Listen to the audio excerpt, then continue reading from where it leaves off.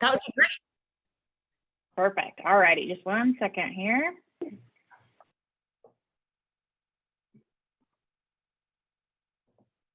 Oh, it actually looks like the host has disabled screen sharing. That's the notification I get. Try again. Oh, perfect. There it goes. Thank you very much.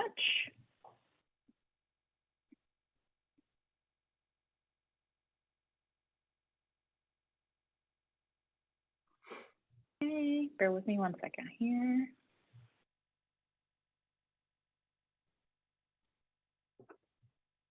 Okay, can you see my screen? Yes. Yes. Perfect. Okay. In presentation mode, all sorts of good stuff, right? You see everything? Okay, Yes. good deal. Okay, so all things today we're going to talk about, different HR strategies, things that we're seeing in the business world, kind of all inspired by COVID and what's been happening over the course of the almost last 2 years, which is crazy to say out loud. So we kind of already gave you the rundown about mine and Nadia's positions, but here is a lovely headshot of us. So we'll skip right on through that. So our agenda today, we've got quite a few topics we're going to cover. First, we're going to talk about attracting talent. Next, maximizing recruiting efforts, employee engagement and retention, HR compliance, and diversity, equity, and inclusion. So sorry, Jordan, your screen is still not presenting as presentation, so we're not seeing the slides moving. Sorry about that. Hold on one second.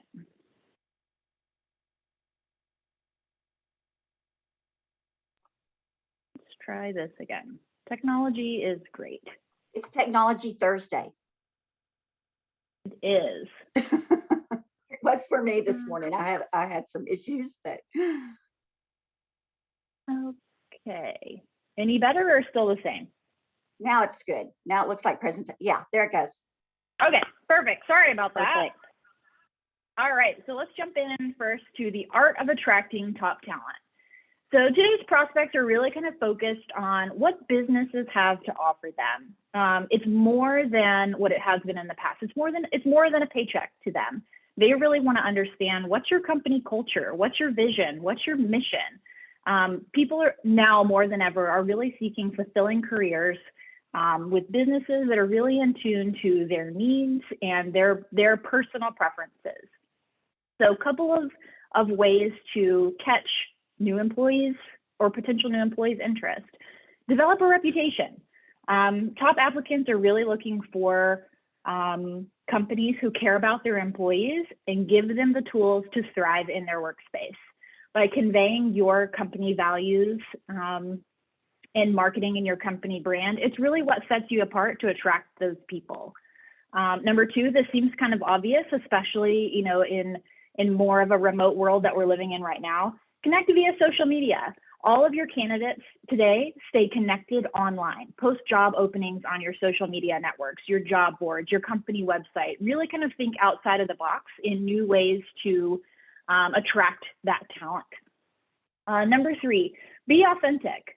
So before any candidate engages with you in your business, they're going to do their research on you. Beat them to the punch.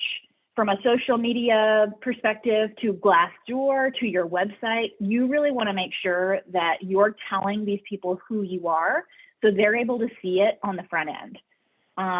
Offer advice. Get the most out of your career site by delivering the information that job seekers are really looking for. Share search tips, employee testimonials. Show them why you're a good fit to work there. Number five, make it mobile. This seems really obvious in today's world, but you'd be surprised by what we see or what we hear from our clients.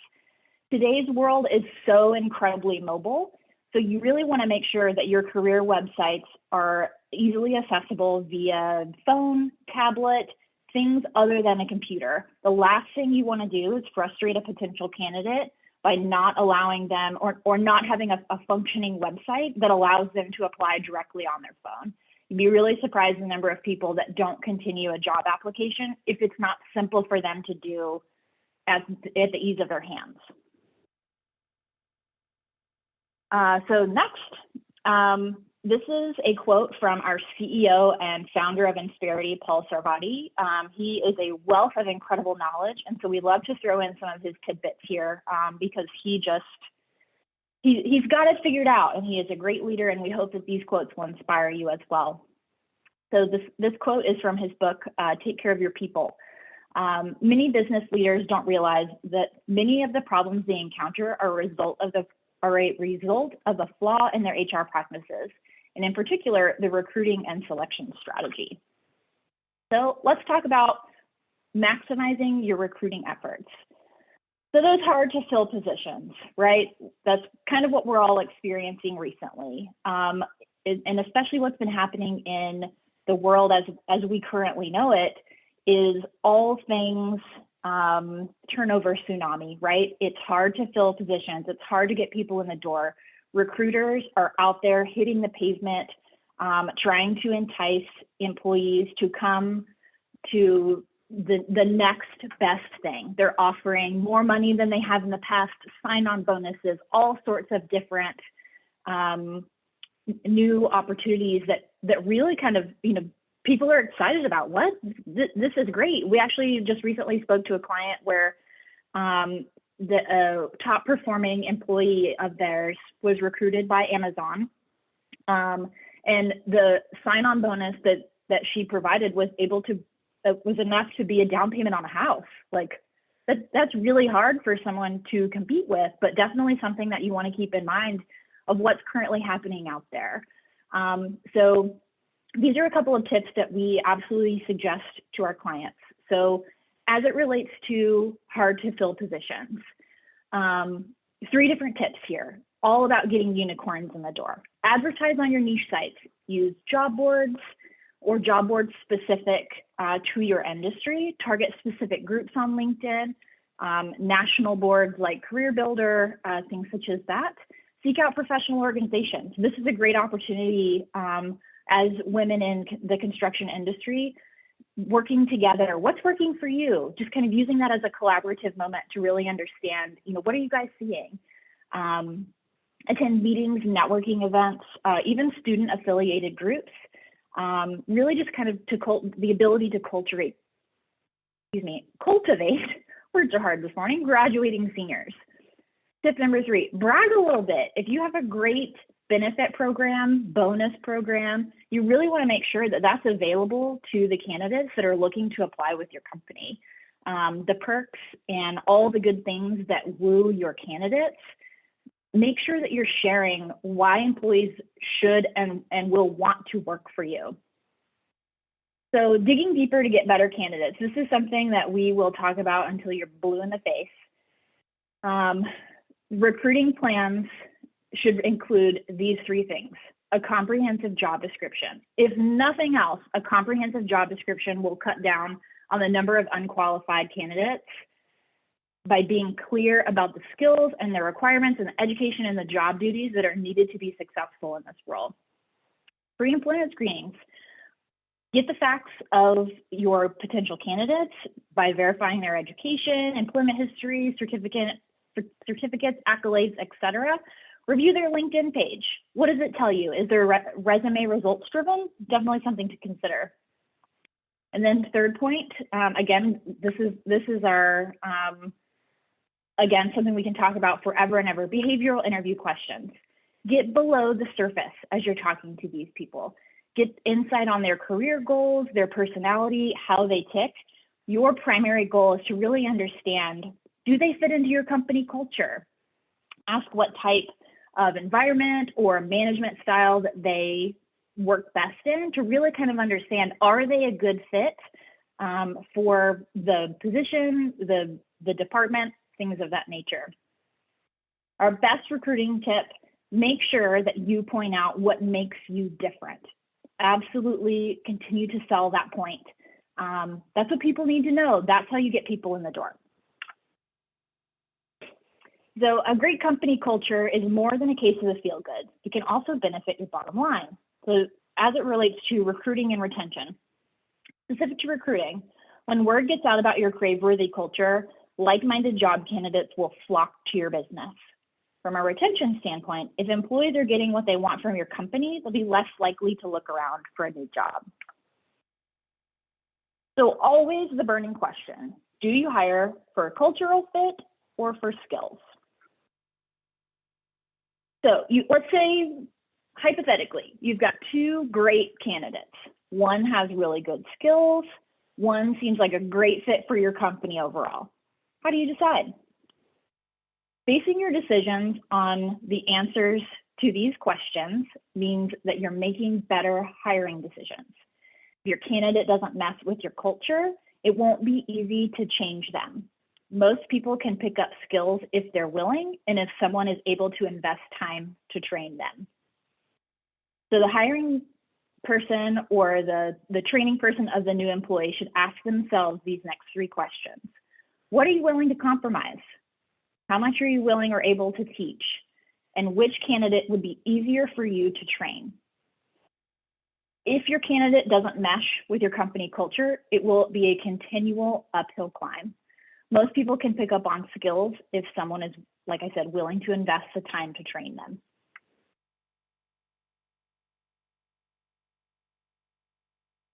All right, employee engagement. So a couple different points here on influencing open communication. Statistics that we've seen recently, especially in a hybrid work model or those employees that have been working from home since the shutdown last March. What we're seeing statistically is a lot of employees, I think it's 49% of employees, are getting more feedback in their role than they ever have before. However, on the reverse side of that, because employees have been stuck at home or working in that remote or hybrid type of role, they're seeing more burnout. So this is the importance of employee engagement. We really want to make sure that we're having conversations to gauge how the employee is feeling, really kind of dig a little bit deeper and understand what's actually going on. So here are a couple of ways to influence open communication. So number one, help them understand. Help them figure out, how their job and the role that they play within the company stands next to company goals. Number two, give employees autonomy. Give them the means to get the job done by outlining the expectations and providing timely feedback. Be their coach, not their micromanager. Number three, set realistic expectations. Give them deadlines, provide milestones, and help them achieve goals for the projects that you're giving them. Number four, celebrate good work, individual and company success both. Number five, define a clear development plan. So helping create this allows employees to learn new skills, advance through the company, find new opportunities that really kind of drives them and their interests. Make sure that you give them the opportunity to learn and use the information that they've just learned or absorbed.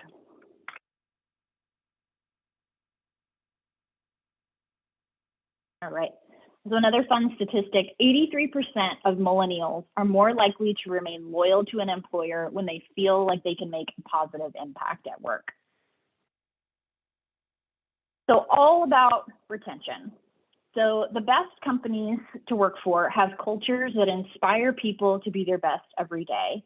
Employees know how their roles contribute to the organization's success and that their contributions are valued and appreciated. So taking kind of a fresh look at retention, this is one thing that Paul Sarvadi, our CEO, is very adamant about. One size does not fit all. Employee motivation can be sparked in hundreds and thousands of ways. So getting to know your employee and learning what keeps them engaged in their work is key. Having frequent one-on-ones ensures that you understand how they want to be recognized. How do they feel when they leave for the day? And what makes them feel good? Point number two here, yesterday's motivation does not fit today's workforce. Pretty simple, right? Especially over the course of the last 2 years, things have changed so much. It's not all about the money anymore. Employees today want to be challenged and intrigued by their work, and they want to know that what they're doing means something. The next one, retention requires recognition. So rewarding employee performance doesn't necessarily have to be costly. A gesture itself is often what counts the most. Things that we like to do in our office, whether it's in our office or as an individual team. Nadia and I have 4 other teammates with us. Earlier this week, we had ice cream sandwiches together. I mean, it's the little things that foster community and allow us to spend time together, but also gives us a little bit of a break to, take a second, step away, talk about things, and then get back to work. Next one here, managers make a difference. I mean, managers are the gatekeepers. They're everything between the business objectives and the work that accomplishes them. Good leaders motivate, bad ones demoralize. So we briefly touched on this one earlier as well, but spending quality time with employees is number one. Communication helps create a positive work environment, builds loyalty, and motivates your staff. One more quote for you here. Taking care of your people is not rocket science. In fact, rocket science would be easier. It involves math and science, and it works the same every day. But as soon as you put people in the mix, what worked yesterday might not work today. So go ahead and kick it over to Nadia, and she will talk all things HR specifics. Hi, good morning, everyone, again. So getting into the HR and compliance, I think this year definitely, this past year, 18 months, definitely challenged a lot of employers in regards to HR and compliance and the need to have something in place, the need to have protocols, the need to have policies, the need to actually have somebody dedicated in their organization to provide guidance into everything that was changing. As we all know, COVID was definitely very fluid. What happened one day changed the next day, and it was so hard to keep up, and believe it or not, the federal agencies were still working. Federal agencies were still looking into cases. They were still picking up cases and still wanting to go after organizations, after employers, if things were not followed properly. So forget that COVID was still happening. We have this big pandemic, but federal organizations are saying, no, the EOC is still on top of things. And if things are not going right, if you're not following the protocol and keeping up with what is happening, we are here and we are going to look into you. So in a way, it was one of those eye openers of, the importance of having HR compliance. And then we shift 18 months later, and although COVID is still happening, we still have different things with the pandemic going on, variants, vaccines. We're going to talk about some of those things. But, it helped us to understand kind of the introduction of Jordan's presentation, which was, employees and retention. I mean, everywhere you go, I'm pretty sure you're aware of the need for hiring, the need for people. Everybody asking for patience. Why? Because employees are in demand right now. And again, HR comes into place. And here with Insperity, that's kind of our ultimate goal and our ultimate job. I believe this has been, these past 18 months have been the busiest that I have seen in regards to HR. In my job as a whole, I mean, since I started in HR over 15 years ago, this has been the craziest year. And that is our job, is to make sure that we're abreast of everything that's changing, things that are happening, making sure that we're following legal guidance, to provide to our clients and give them best practices, to minimize risk at the end of the day with your organization. So getting into it a little bit, some of the things to consider. And now that we're bringing people back into the workforce, I think everybody's kind of already, made that decision of whether, people are going to be remote, people are going to be in the office.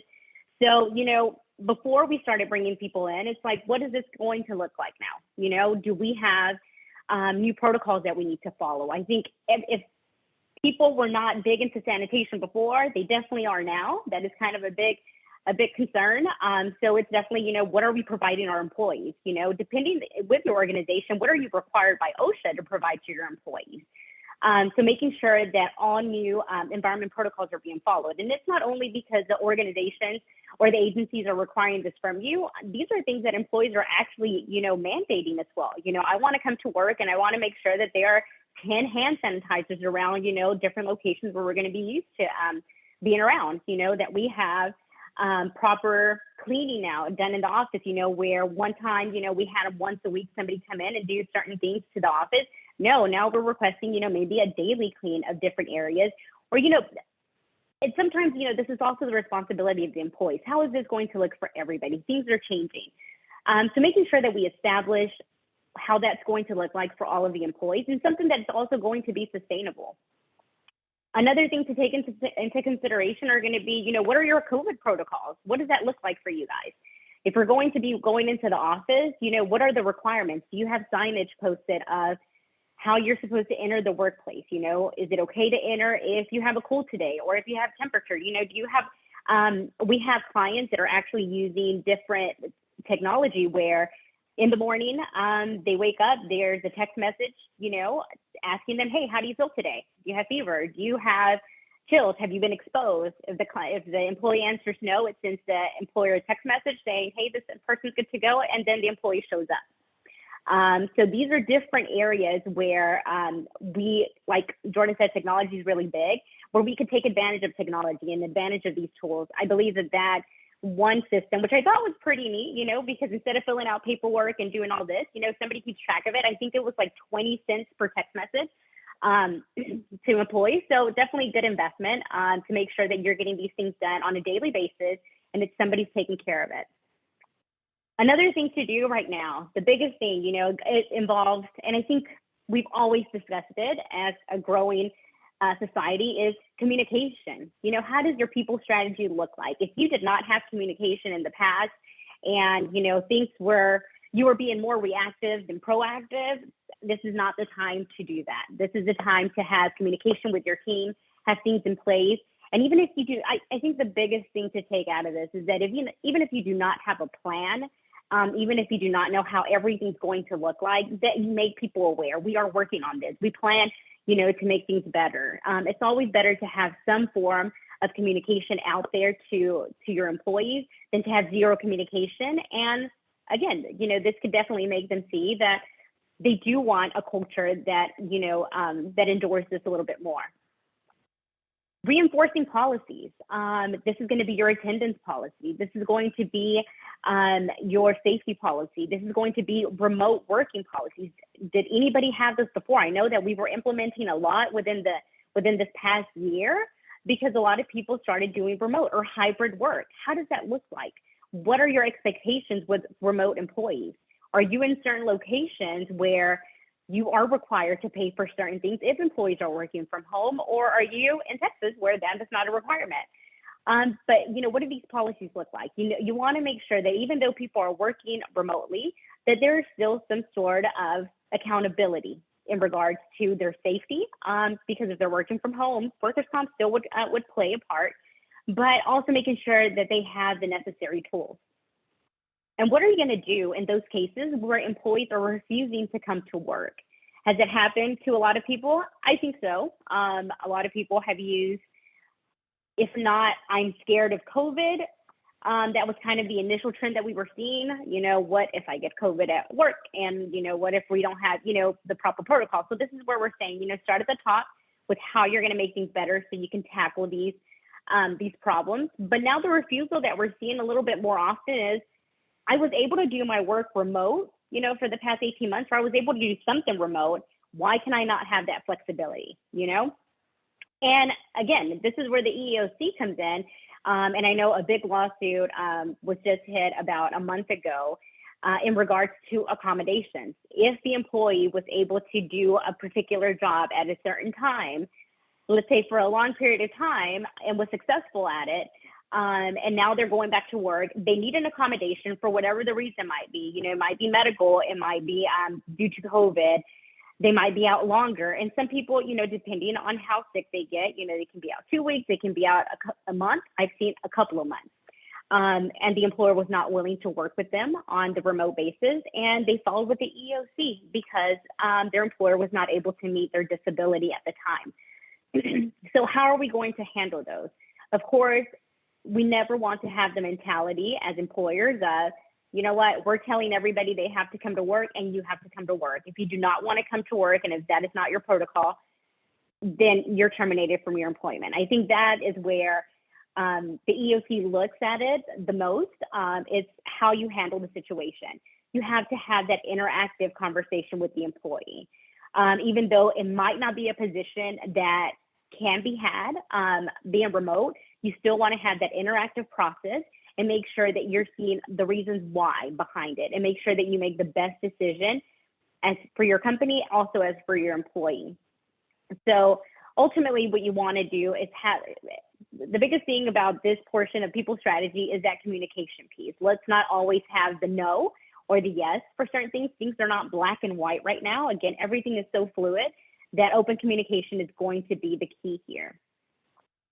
And then also with HR compliance, we've seen a lot in regards to vaccinations. I think that has been kind of the biggest hit since the beginning of the year, and then it took a turn whenever it was the vaccine was, one of the vaccines was approved, and then where President Biden made it mandatory for certain organizations. So how does this look for you as an organization? Is this something that you want to implement? Is this something that you want to have a policy that is mandatory? We do have policies as well within Insperity that we help our clients with in regards to making sure that, you know, you're following the proper protocols, you're getting the right documentation to have in the system.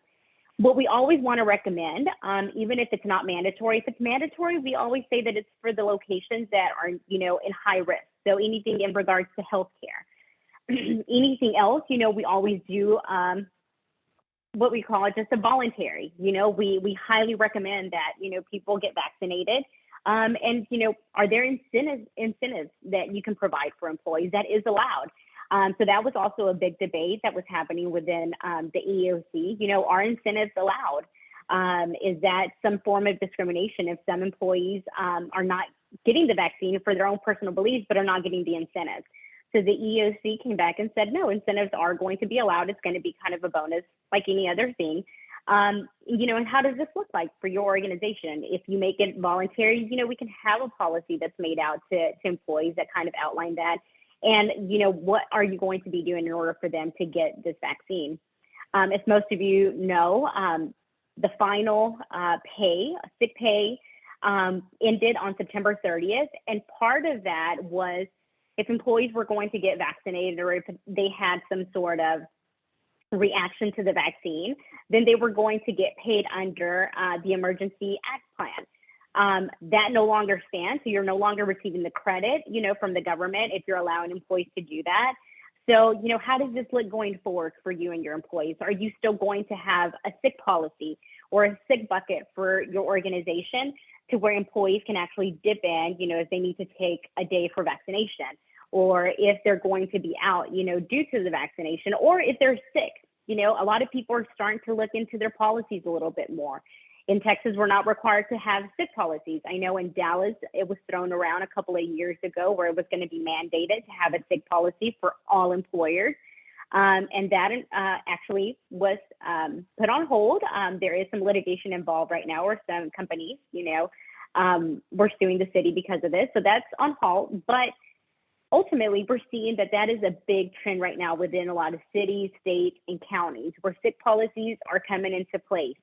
And this is something to also look into going forward with your organization. Do you want to have something separate, a different separate bucket that you can provide for your employees so they do not have to come into work? You know, you're encouraging them to let you know when they're coming in sick, so you do not have somebody that comes in and spreads illness to everybody else within your organization. So those are some things, some incentive things to look into when we're talking about bringing back employees to work. Another thing that we're kind of seeing a little bit more is going to be mental health awareness. So not exactly sure if you guys have had conversations with your employees. I know this is kind of a big topic, even internally within our group, kind of like Jordan mentioned.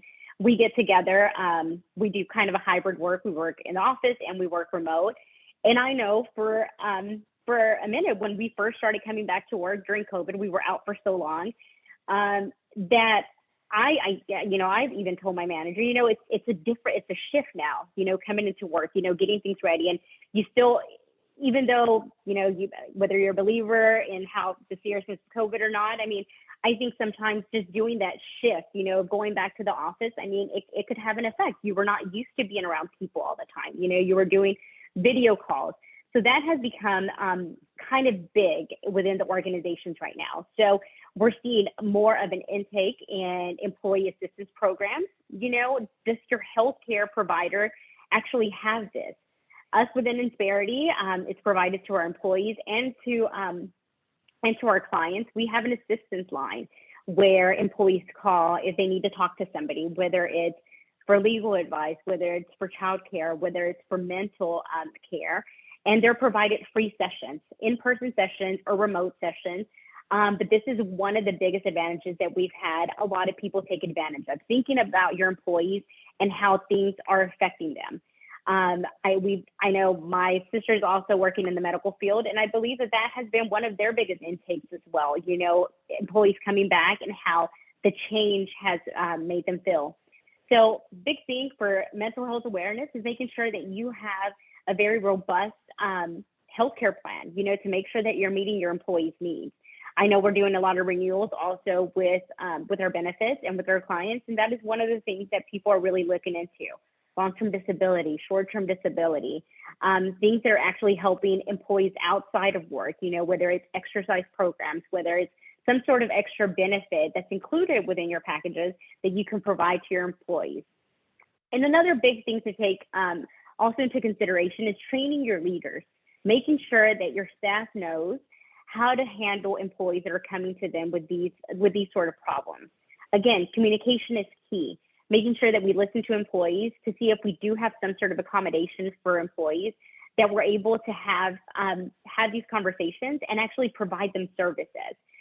There are a lot of free services also within the state that are given to employees. So making sure that we have these in our back pocket in the event that we have employees that are coming in that need some sort of assistance. So moving a little bit forward, now another big topic to kind of end our session in regards to employees and keeping things relevant. We've had a big shift in the need for diversity, equity, and inclusion.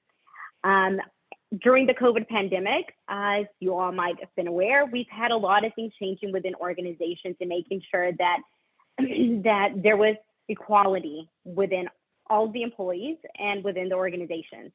The potential benefits and enthusiasm around the issue, having it translated into a more diverse C-suite. The representation of women and minority populations in executive roles in American companies still remains very low. So the lack of diversity in leadership is a missed opportunity for companies that are serious about creating an inclusive culture. So if this is where you're planning to go, this is what you're planning to do, we want to make sure that we give you some information on how to follow, 6 simple steps on how to help you get there. So what does this look like? First is, understand the full scope of diversity. What does diversity really mean? Diversity goes beyond gender and just race.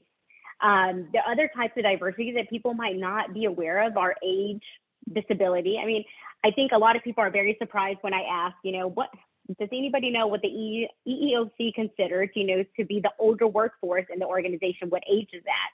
And I think everybody is very surprised because we are working, very late in our years, but that is 40 years old. If you can believe that, that's what they consider the old workforce now. I have a feeling that might change, but as of right now, that's what it's considered.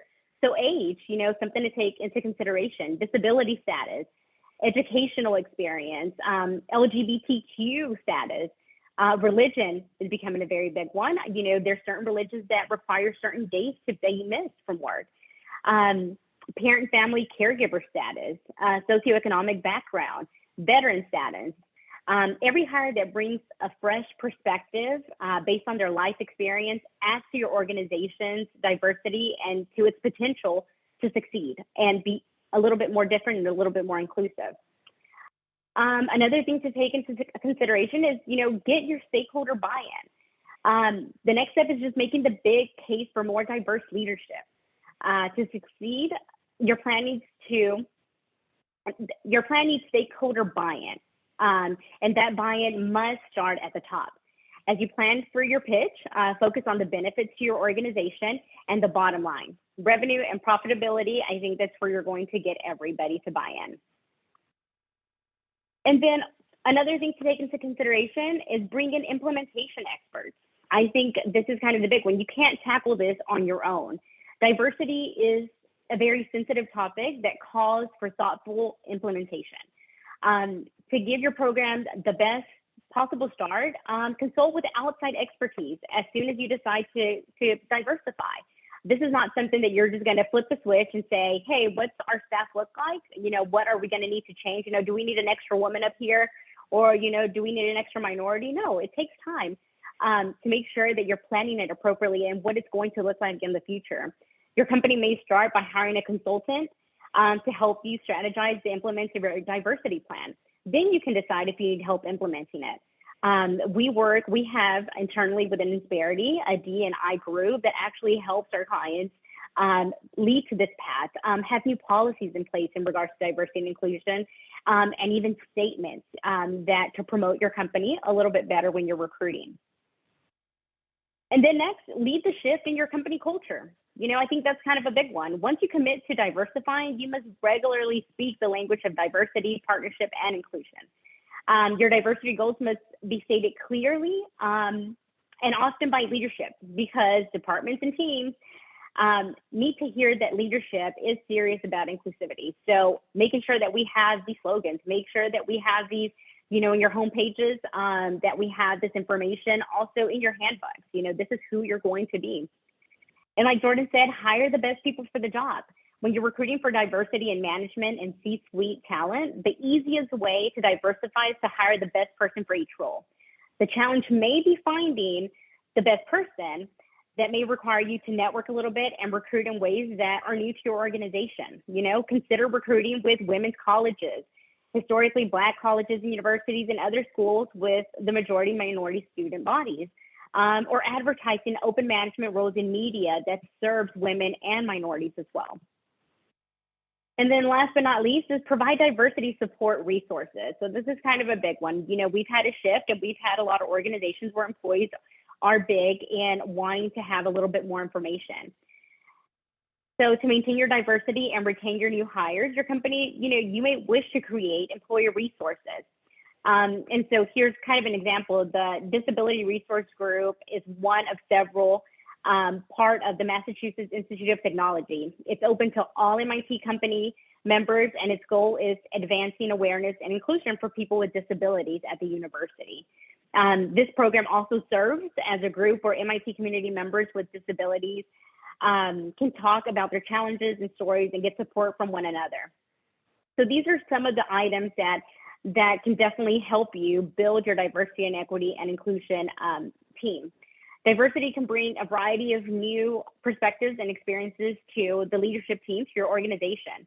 That fresh input can help companies thrive by boosting in innovation and ideas, revenue, attracting and retaining talent, and of course, appealing to an inclusion focused customer base as well. So there's so many things behind it that we always recommend that, you know, you definitely look a little bit more into, you know, finding a quick fix, kind of a Band-Aid for your organization, but actually looking into and implementing some sort of a program going forward. So that actually concludes our portion of this session. You know, we wanted to give you a little bit tidbits of how talent and retaining your employees, but also some of the trends that we're seeing in the HR and compliance world. Do you guys have any questions or anything that we could help you and kind of tackle now? Or comments? Thank you so much, ladies. That was very informative. And I had a question. So as far as your services go, do you offer fractional, or how does it work? So Mary, if you want to take it from here. Oh, sure. I'm sorry. I thought that I didn't know if you or Jordan were going to bounce in there. You know, we have two types of platforms, Kelly. You know, we have the co-employment model, which is kind of like what that does. It's like a shared employee, meaning that we can reduce your tax burdens or risk, by putting you with Insperity's pool. And additionally, some of the benefits that Nadia and Jordan have talked about, you become in our pool with that as well. So co-employment is a really great way for small businesses to build up their business and support. But we also have a traditional model, which is, it's not as robust, because there are some companies who want to keep certain components of their HR in their company. So you've got, you still get the platform and you still get the HR teams, the dedicated teams. So there's two main models that you can, that we can support you with. And it's really just, we need to sit down and talk about which model fits your current situation and your growth situation. So those are two platforms. Okay, great. Thank you.